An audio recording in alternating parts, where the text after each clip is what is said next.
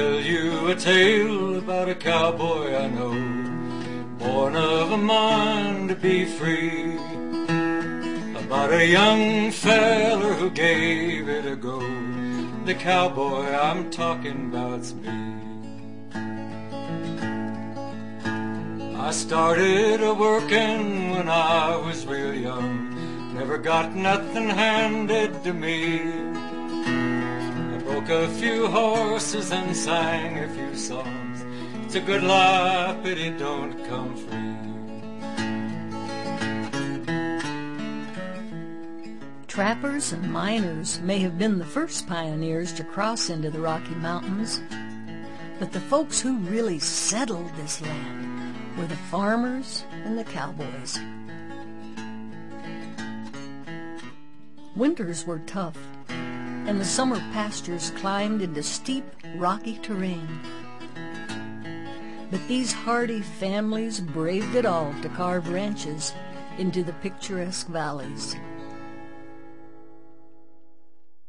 Hi, I'm Anita McCune-Witt, and we're up here on beautiful Missouri Heights, up above the Roaring Fork Valley, near Aspen, Colorado. You know, those of us who are lucky enough to live here, we love it and we treasure it, and we try to take care of it.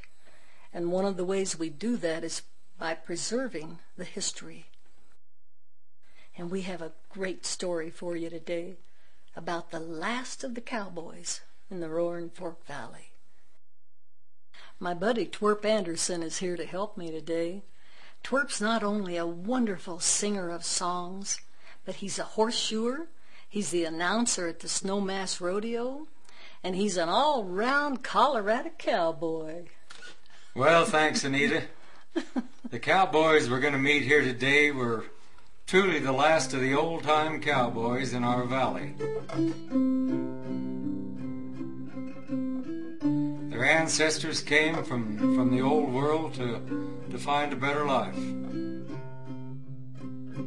They are some of the finest folks that I have ever known. They'll tell you about the good old days and how things have changed in their lifetimes.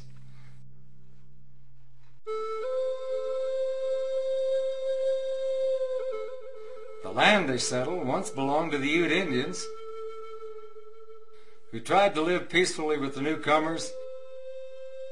Sadly, were eventually forced out, and in 1880, Colorado was wide open for the homesteaders.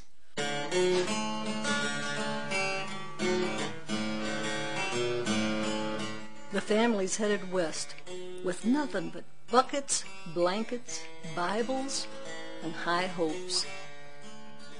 You know something? That was a pretty darn good start. When did your first ancestors come here? They were some of the first white people that came into Aspen the year of the Meeker Massacre. Really? Mm-hmm. Wow.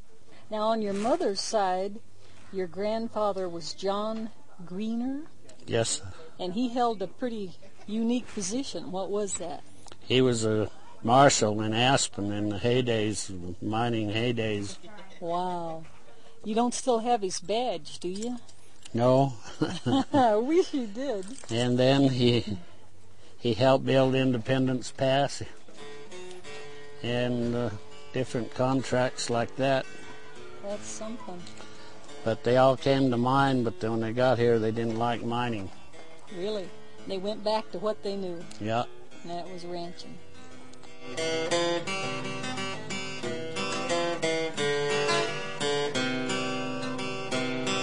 Well, to get to Aspen, they went to Buena Vista, over Cottonwood Pass, and then they came back and they went over Taylor Pass. And Taylor Pass is where they had all the trouble with the wagons. We're up there above Ashcroft. I think they could even see the town, but they still had to take the wagon apart and let it down over these cliffs.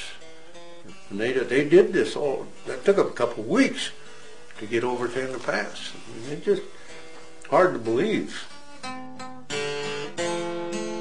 The cowboys grew up in ranch houses and cabins, that their families built themselves, with no electricity or running water. But nevertheless, they grew to love the ranching life and to respect the land they called home.